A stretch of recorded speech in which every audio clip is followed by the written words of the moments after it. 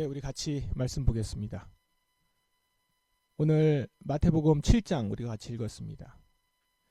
마태복음 7장은 산상설교의 마지막 장입니다. 산상설교는 5장, 6장, 7장, 5장부터 7장에 걸쳐서 예수님께서 제자들에게 하신 긴 설교입니다. 처음에 시작할 때 제자들을 보시고 산에 올라가 앉으사 제자들에게 말씀을 가르치셨다라고 해서 산 위에서 말씀을 하신 거다라고 해서 산상설교 이렇게 붙어있죠.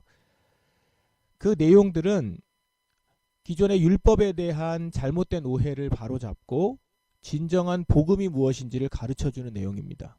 그러니까 복음의 진수가 담겨있죠. 그리고 예수님의 가르침의 핵심을 다 모아놓은 내용입니다.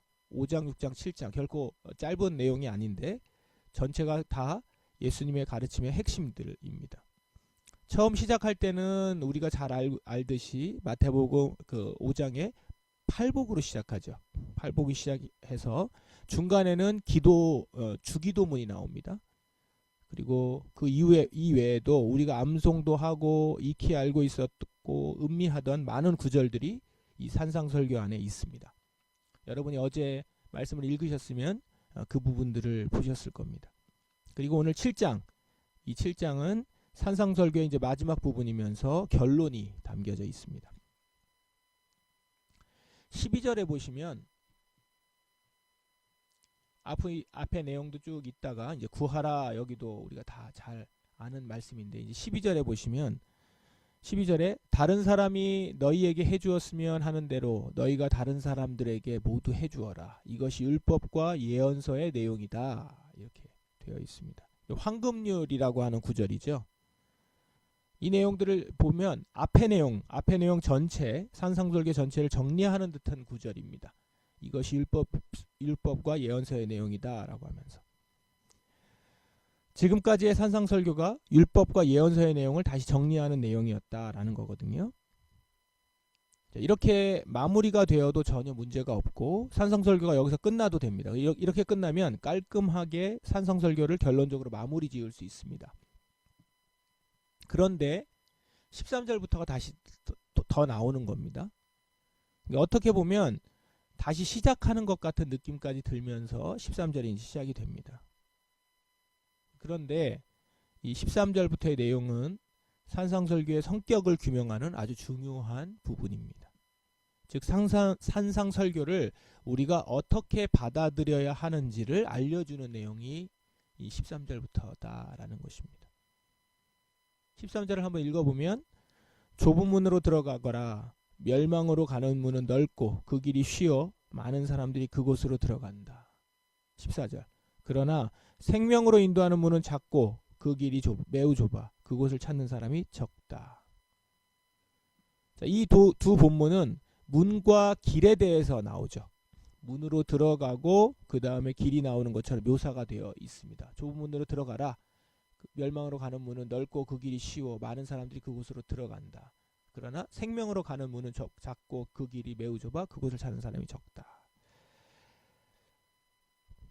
예수님께서 먼저 말씀하시는 게 뭐냐면 문을 말씀하십니다. 문을 열고 들어가라 라는 것이죠. 그 다음에도 계속 길이 이제 펼쳐져 있는 겁니다. 나오는 것처럼 이렇게 묘사하고 있습니다. 물론 좁은 문까지 가는데도 길이 있지만 여기서 먼저 문으로 들어가라 라고 얘기하는 것은 무엇을 강조한 걸까요? 결단입니다. 문으로 들어가는 것, 좁은 문으로 들어가라 라는 거죠. 그 길이 생명으로 가는 문이다 라는 겁니다.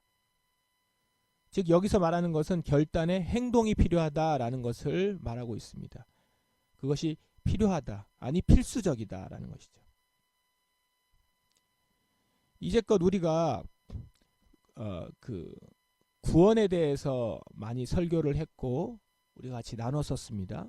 지난 부활절부터 시작해서 쭉 그 부분을 더 깊이 나눴습니다. 그리고 또 율법과 예언서가 무엇인지도 설명을 했어요. 그런데 이 모든 것이 오늘 산상설교에서도 여기서도 말씀하듯이 이것이 이론이 아니라 실제 행동으로 연결되어서 정말 결단해야 된다라는 것입니다. 믿음과 행위가 중요하다. 우리가 이 얘기들을 같이 나눴었죠. 그런데 이 정도가 아니라 행위가 없으면 구원은 없다라는 말씀으로 우리가 더 나눴었습니다. 성경이 말하는 믿음이란 행위와 떼어서는 생각할 수 없는 믿음이다라는 것이죠. 그럼 오늘 말씀하고도 연결해 보십시오. 좁은 문으로 들어가라 라고 말씀을 하셨는데, 좁은 문으로 들어가라 라고 말씀하신 예수님의 말씀을 믿는다면 그는 어떻게 하죠? 좁은 문을 열고 들어갈 겁니다.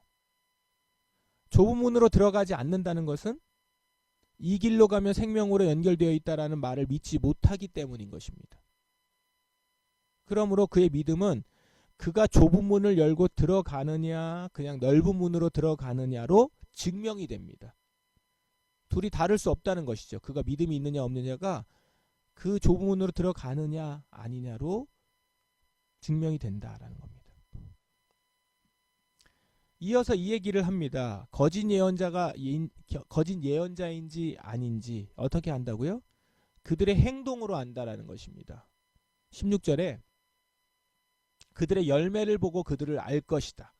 가시나무에서 포도를 딸 수 있느냐? 엉겅퀴에서 무화과를 딸 수 있느냐? 좋은 나무는 좋은 열매를 맺고 나쁜 나무는 나쁜 열매를 맺는다라는 겁니다. 즉 좋은 열매를 맺으면 그 나무는 좋은 나무라는 것이고 나쁜 열매를 맺으면 그 나무는 나쁜 나무다라는 겁니다.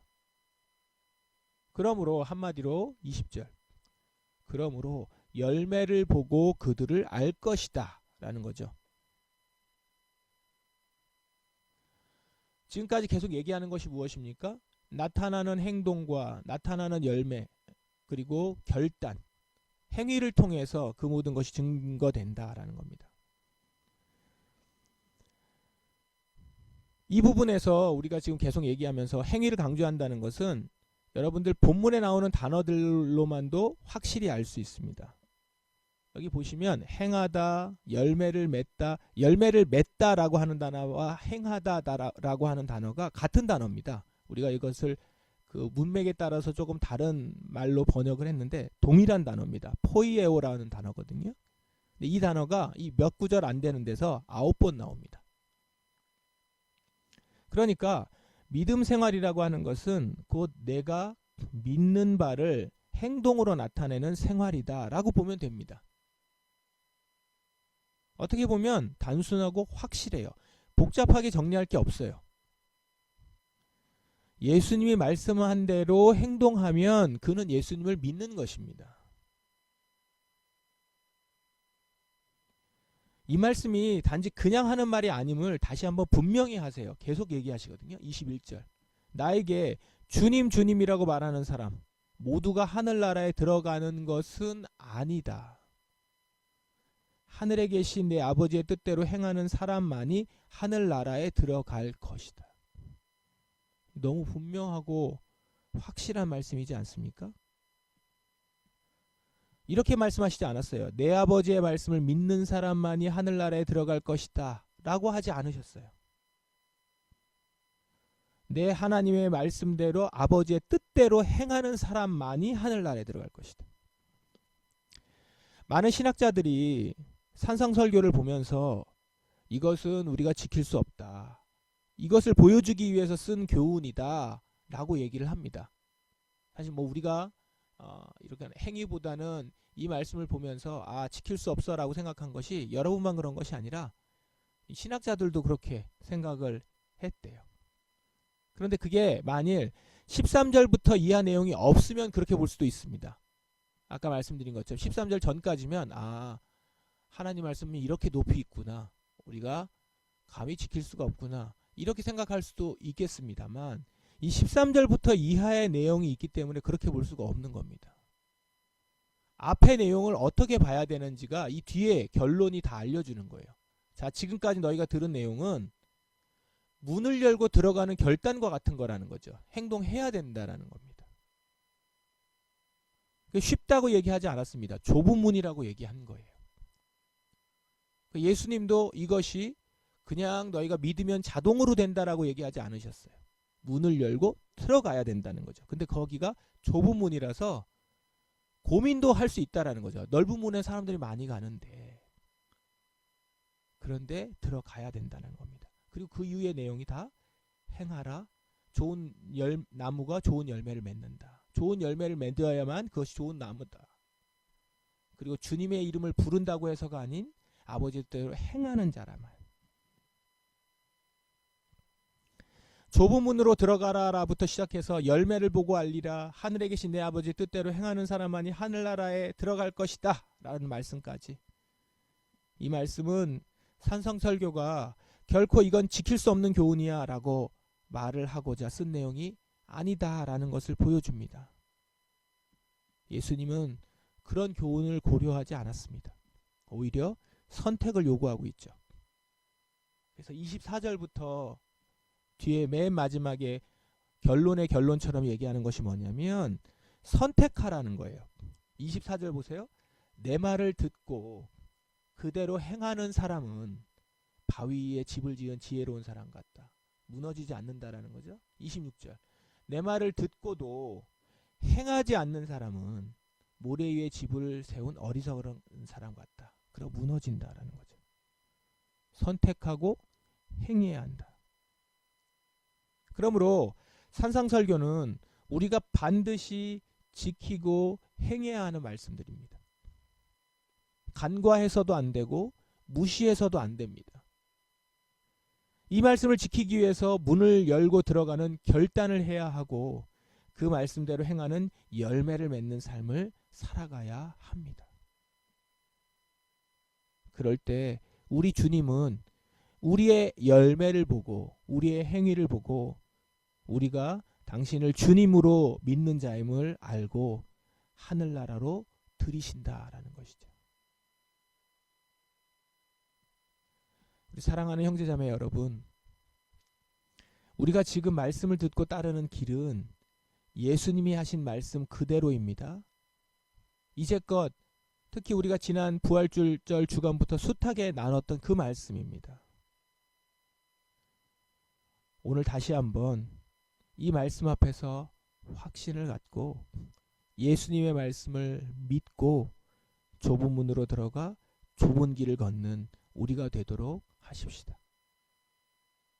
그 길은 생명으로 가는 길입니다. 하늘나라로 가는 길입니다. 예수님의 말씀을 믿고 걸어가는 좁은 길은 주님의 나라로 가는 길임을 확신하며 오늘도 좁은 문과 넓은 문 앞에서 좁은 문으로 들어가는 결단을 하며 주의 말씀대로 행하여 나아가시길 바랍니다. 그렇게 좁은 문으로 들어가는 여러분에게 성령님께서 함께 동행하시며 힘을 주실 줄 믿습니다. 오늘 그 성령님을 의지하며 먼저 이 아침 기도하고 행위로 우리의 믿음을 고백하는 우리가 되기를 간절히 바랍니다. 기도하겠습니다. 우리 각자의 자리에서 오늘 이 말씀을 붙들고 주님, 제가 좁은 문으로 들어갑니다. 저와 함께하여 주셔서 그 길을 끝까지 가게 하소서. 그 행위를 보이게 하소서. 주저하지 않게 하소서. 기도하며 주님을 의지하는 이 시간 되길 바랍니다. 기도하겠습니다.